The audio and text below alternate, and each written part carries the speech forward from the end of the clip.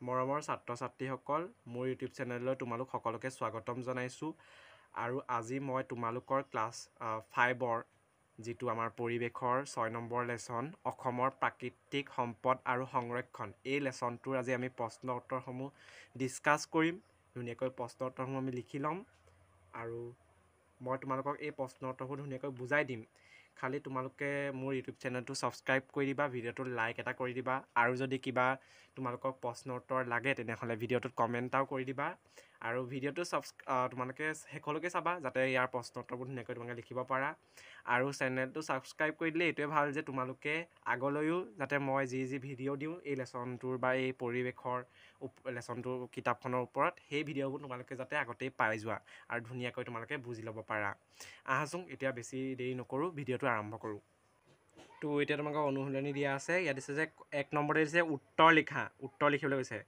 ক নম্বৰ দিছে প্ৰাকৃতিক সম্পদ বুলিলে কি বুজা? প্ৰাকৃতিক সম্পদ বুলিলে কি বুজা? ইয়াৰ উত্তৰটো হ'ব যিবোৰ সামগ্ৰী প্ৰকৃতিৰ পৰা আহৰণ কৰা হয় আৰু মানুহৰ ব্যৱহাৰৰ উপযোগী সেই সামগ্ৰীবোৰকে প্ৰাকৃতিক সম্পদ বুলি কোৱা হয়।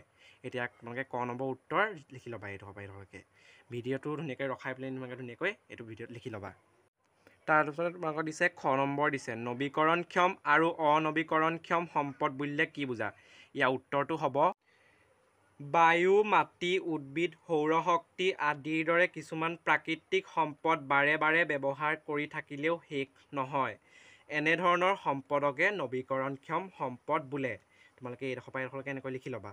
তাৰপিছত তোমালোকে পেৰেগ্ৰাফ চেঞ্জ কৰি লিখিবা। আনহাতে কয়লা, খনিজ পদাৰ্থ, খাৰুৱা তেল আদি সম্পদবোৰ এবাৰ আহৰণ কৰি ব্যৱহাৰ কৰাৰ পাছত শেষ হৈ যায়। সেইখনে এই সম্পদবোৰ কি হয়? এবাৰ ব্যৱহাৰ কৰাৰ পাছত শেষ হৈ যায়।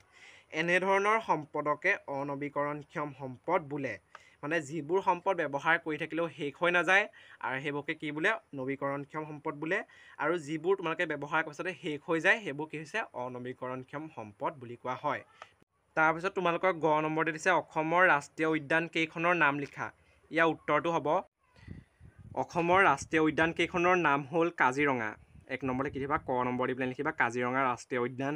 খ নম্বৰতে লিখিবা মানাহ ৰাষ্ট্ৰীয় উদ্যান। গ নম্বৰতে লিখিবা ডিব্ৰু-ছৈখোৱা ৰাষ্ট্ৰীয় উদ্যান। ঘ নম্বৰতে লিখিবা ওৰাং ৰাষ্ট্ৰীয় উদ্যান আৰু ঙ নম্বৰতে লিখিবা নামেৰি ৰাষ্ট্ৰীয় উদ্যান। আৰু ইয়াৰ পাছত তোমালোকে লিখিবা আৰু নতুনকৈ এখন হৈছে, সেইখন কি আছিলে বাৰু? সেইখন হৈছে ৰায়মনা ৰাষ্ট্ৰীয় উদ্যান। দেখিছানে? এইখন তোমালোকৰ এখন নতুন ৰাষ্ট্ৰীয় উদ্যান। এনেই ৰাষ্ট্ৰীয় উদ্যান আগতে 6খন আছিলে, এতিয়া 7খন হ'ল। নতুন ৰাষ্ট্ৰীয় উদ্যানখন কি হৈছে? ৰায়মনা ৰাষ্ট্ৰীয় উদ্যান। তাৰপিছত তোমালোকে লিখিবা দ্বিতীয় আচল লিখিবা দিহিং পাটকাই ৰাষ্ট্ৰীয় উদ্যান। তো তোমালোকে এইখন লিখি ল'বা। ভিডিঅ'টো ধুনীয়াকৈ ৰখাই ল'বা, ৰখাই পেলাই লিখিবা। তাৰপিছত তোমালোকৰ ঘ নম্বৰ দিছে অসমৰ কোনকেইখন জিলাত চূণশিল পোৱা যায়? এতিয়া অসমৰ কোনকেইখন জিলাত চূণশিল পোৱা যায়? ইয়াৰ উত্তৰটো হ'ব অসমৰ ডিমা হাছাও জিলাৰ উমৰাংচু, কাৰ্বি আংলং জিলাৰ কয়লাজান আৰু জিলাই পাহাৰত চূণশিল পোৱা যায়। ইয়াৰ উত্তৰটো তোমালোকে এনেদৰে লিখি ল'বা। তাৰপিছত তোমালোকৰ ঙ নম্বৰ দিছে অসমৰ বনাঞ্চলত থকা 4বিধ প্ৰাণীৰ নাম উল্লেখ কৰা। এতিয়া অসমৰ বনাঞ্চলত থকা 4বিধ প্ৰাণীৰ নাম উল্লেখ কৰা বুলিছে। ইয়াৰ উত্তৰটো হ'ব অসমৰ বনাঞ্চলত থকা 4বিধ প্ৰাণীৰ নাম হ'ল হাতী, বান্দৰ, বাঘ, নলগাহৰি ইত্যাদি। আৰু তোমালোকে ঢেৰ আছে, তোমালোকৰ নিজৰ মতেও তোমালোকে লিখি ল'ব পাৰা। তাৰপিছত তোমালোকৰ 2 নম্বৰতে দিছে চমুটোকা লিখা। এতিয়া চমুটোকা কি দিছে? ক নম্বৰতে দিছে অভয়াৰণ্য, খ নম্বৰতে দিছে সংৰক্ষিত বনাঞ্চল, গ নম্বৰতে দিছে উদ্ভিদ উদ্যান আৰু ঘ নম্বৰতে দিছে ৰাষ্ট্ৰীয় উদ্যান। তো ইয়াৰ ক উত্তৰটো হ'ব অভয়াৰণ্য হ'ল। তোমালোকে লিখি লোৱা এইটো। তাৰপিছতে দিছে তোমালোকৰ খ নম্বৰ সংৰক্ষিত বনাঞ্চল। ইয়াৰ উত্তৰটো হ'ব। তাৰ নম্বৰতে তোমালোকৰ দিছে গ নম্বৰ দিছে উদ্ভিদ উদ্যান। ইয়াৰ উত্তৰটো হ'ব ঘ নম্বৰ দিছে ৰাষ্ট্ৰীয় উদ্যান। ইয়াৰ উত্তৰটো হৈছে।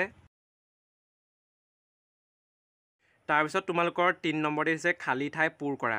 এতিয়া খালী ঠাই পূৰ কৰিবলৈ দিছে। তোমালোকে মই কিতাপতে কৰি দিছোঁ, তোমালোকে এইখিনি বহীত ধুনীয়াকৈ লিখি ল'বা। আৰু ভিডিঅ'টো যদিহে বেছি খৰ হৈছে তেনেহ'লে ভিডিঅ'টো তোমালোকে ৰখাই পেলাই ধুনীয়াকৈ ইয়াৰ প্ৰশ্ন উত্তৰসমূহ কৰি ল'বা। এতিয়া তোমালোকৰ ক নম্বৰ দিছে 21 মাৰ্চ দিনটো। 21 মাৰ্চ দিনটোত কি আছিলে বাৰু? বিশ্ব বন দিৱস, হয় নাই? আমি পাই আহিছোঁ লেচনটোত কি আছিলে? 21 মাৰ্চ তাৰিখে কি পালন কৰা হয় গোটেই বিশ্বতে? বিশ্ব বন দিৱস। এতিয়া ইয়াৰ উত্তৰটো হ'ব যে 21 মাৰ্চ দিনটো বিশ্ব বন দিৱস হিচাপে পালন কৰা হয়। তাৰপিছত তোমালোকৰ খ নম্বৰ দিছে প্ৰাকৃতিকভাৱে পোৱা সকলো সামগ্ৰী কি নহয় সম্পদ হয় জানো নহয় নহয় হয়নে প্ৰাকৃতিকভাৱে পোৱা সকলো সামগ্ৰী কি নহয় সম্পদ নহয় ক নম্বৰতে দিছে মাকুমৰ কয়লাখনি অতি পুৰণি হয়নে এতিয়া ডেছ দিছিলে যে কিহৰ কয়লাখনি অতি পুৰণি এতিয়া কি হ'ব মাকুম আমি পাই আহিছোঁ লেচনটো কি আছিলে মাকুমৰ কয়লাখনি অতি পুৰণি ঘ নম্বৰতে দিছে বিলাতী মাটি প্ৰস্তুত কৰিবলৈ চূণশিল ব্যৱহাৰ কৰা হয় হয়নে বিলাতী মাটি প্ৰস্তুত কৰিবলৈ কি ব্যৱহাৰ কৰা হয় চূণশিল ব্যৱহাৰ কৰা হয় উঙ নম্বৰতে দিছে ব্ৰহ্মপুত্ৰ আৰু বৰাক অসমৰ দুখন প্ৰধান নৈ এতিয়া অসমৰ দুখন প্ৰধান নৈ কি হ'ব ব্ৰহ্মপুত্ৰ আৰু বৰাক তোমালোকে ভিডিঅ'টো ধুনীয়াকৈ ৰখাই পেলাই নি ইয়াৰ প্ৰশ্ন উত্তৰসমূহ কৰি ল'বা তাৰপিছতে তোমালোকৰ এতিয়া 4 নম্বৰ দিছে জৈৱ সম্পদ সংৰক্ষণৰ প্ৰয়োজনীয়তাৰ বিষয়ে লিখা এতিয়া জৈৱ সম্পদ সংৰক্ষণৰ প্ৰয়োজনীয়তাৰ বিষয়ে তোমালোকক লিখিবলৈ কৈছে তো ইয়াৰ উত্তৰটো তোমালোকে এনেদৰে লিখি ল'বা তাৰপিছত তোমালোকৰ 5 নম্বৰতে দিছে পৰিৱেশ সজাগতা আনিবলৈ তুমি 3টা ব্যৱস্থাৰ কথা উল্লেখ কৰা এতিয়া পৰিৱেশ সজাগতা আনিবলৈ তোমাক 3টা ব্যৱস্থাৰ কথা উল্লেখ কৰিবলৈ কৈছে এতিয়া ইয়াৰ উত্তৰটো এনেদৰে লিখি ল'বা